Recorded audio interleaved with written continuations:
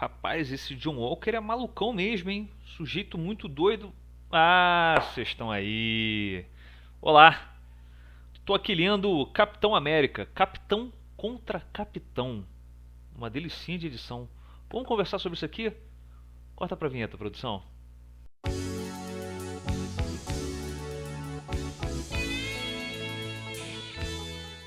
Olá, meu amigo, minha amiga do Pode Não Pode, como é que vão vocês? Todo mundo bem? Espero que sim. Pessoal, bem-vindos a mais um vídeo de quadrinhos aqui no Pode Não Pode. E hoje a gente vai falar sobre Capitão contra Capitão. Esse encadernado aqui, ele é na verdade a continuação deste encadernado aqui. Esse arco, ele pode ser lido completo, né, com essas duas edições, né. Nessa primeira aqui, Capitão América, o novo Capitão América, a gente vê por que Steve Rogers deixou de ser o Capitão América, por que ele abriu mão do manto do Capitão América, se tornando assim o Capitão, só Capitão.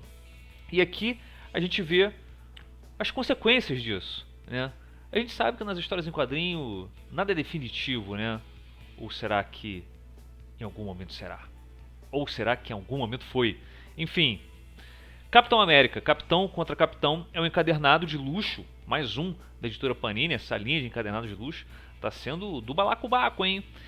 Com capa dura, papel couché, vários extras interessantíssimos, né? Como por exemplo, deixa eu tirar aqui esta película plástica aqui, como biografias da equipe de arte. Deixa eu chegar próximo aqui para vocês verem, né? A equipe de arte formada por Mark Gruenwald e o famoso Kieron Dwyer. Vocês sabem pronunciar o nome desse cara? Kieron Dwyer. Difícil, e eu não sei se está correta essa pronúncia, né? Deixa eu botar de volta aqui a película plástica na nossa revista. Muito bem, pessoal, Capitão América, ele é um compilado de 9 edições, né? Vai da edição número 342 da revista americana Captain America, tá? Lá de 1988, e fecha na edição 350 da revista também americana Captain America, lá de 1989. Então, o arco de histórias publicado aqui, ele está entre 1988 e 1989. Eu vou mostrar para vocês a galeria de capas. Enquanto eu mostro, eu vou falar a sinopse desse arco aqui de histórias, beleza? Corta para as capas, produção. Muito obrigado, produção. Vocês estão vendo aí, iniciando com a revista Capitão América número 342. Vamos para a sinopse, pessoal. John Walker é o novo Capitão América. Mas e quanto a Steve Rogers? O patriota e idealista Steve Rogers foi forçado a desistir do papel de Capitão América. Mas o governo dos Estados Unidos já tinha um substituto pronto, John Walker. Será que este ex-soldado arrogante será capaz de provar ser digno de usar o escudo? Enquanto isso, o capitão original decidiu levar adiante sua batalha vestindo outro uniforme e assumindo um novo codinome. Porém, o momento de confronto com Walker está chegando. Mais de 30 anos após sua publicação original, as histórias que inspiraram a série Falcão e o Soldado Invernal estão de volta. Uma fase memorável escrita pelo saudoso Mark Gruenwald, de Esquadrão Supremo, e ilustrada por Kieron Dwyer, de Vingadores, tá?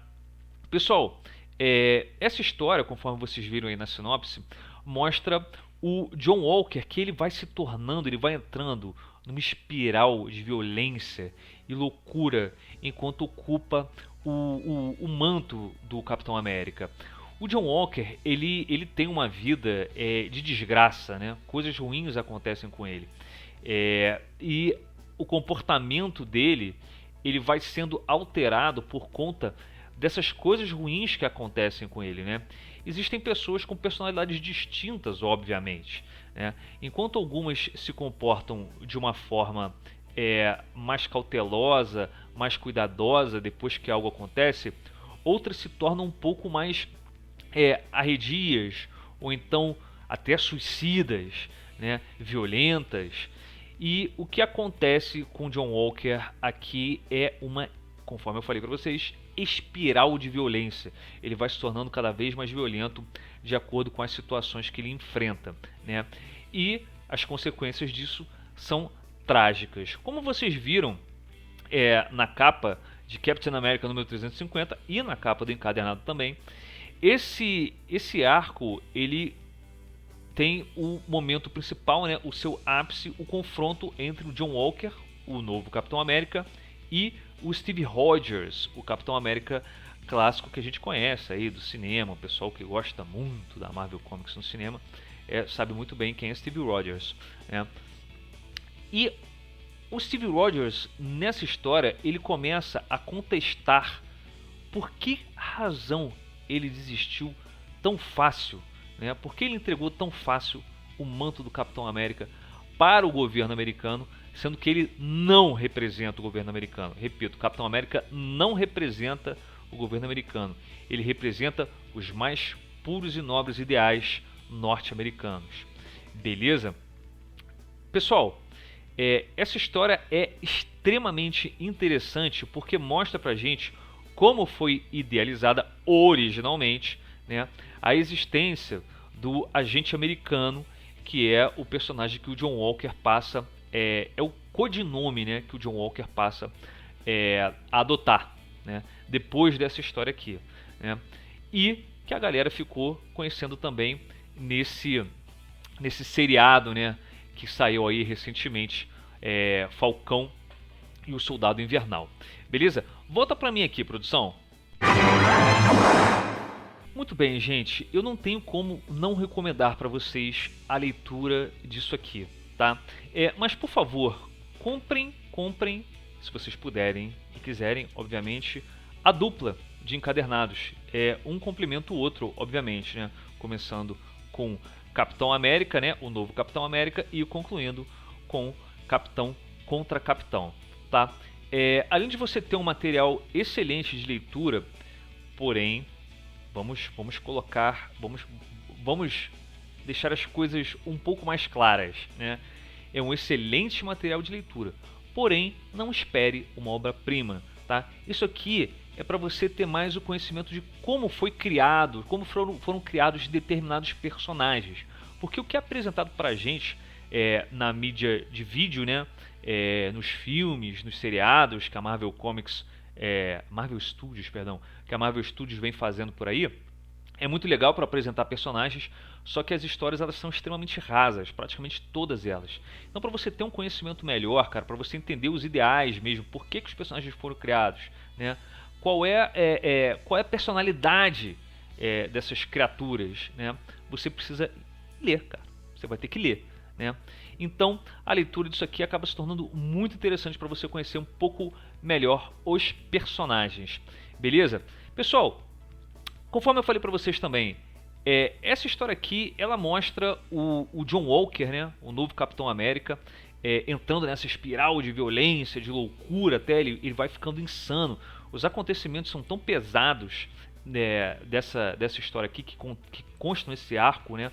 A vida pessoal do John Walker, ela sofre um revés tão absurdo, né? E tão pesado, tão violento, que ele acaba de fato pirando. E você vê já na edição anterior, né?